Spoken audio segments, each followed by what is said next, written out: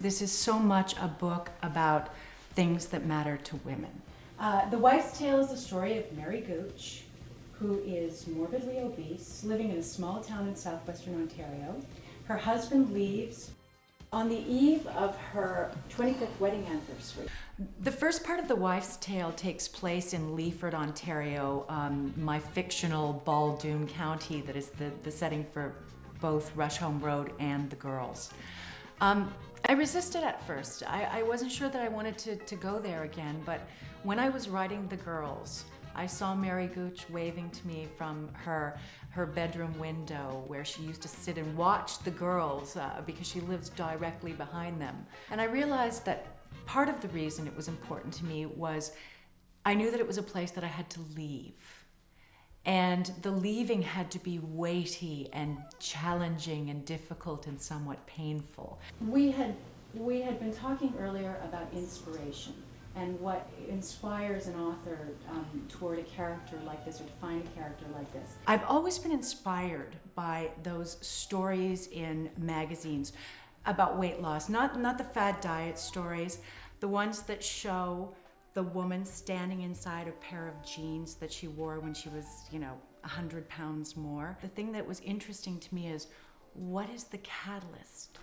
What single event inspired a person to want to lose 100 pounds? Mary Gooch cites losses for her gains. She talks about her grief and her loneliness and her losses that drive her to food, and she explains that that's why she's overweight. But interestingly, it's the loss of the thing she probably would have said is the most vital, her husband, that ends up being the catalyst for her. We're always looking at other women, regardless of what they're wearing or what status they are or who they are, and we sort of just form, a judgment on them, regardless. So it really had made me rethink the way I view somebody without really just even knowing what their name is. Even if we're not morbidly obese, we feel this pressure, this body image pressure. But I think beyond that, we also understand her hunger, whether it's literal or figurative. We understand her longing and her desire for a sense of purpose. So we feel whether our own hunger or our own obese, as she calls it, is for cigarettes, booze, food, we can all relate to this. Writing this kind of story, any of the stories that I've written, involves an act of empathy. I have only to look around me to see this obesity epidemic.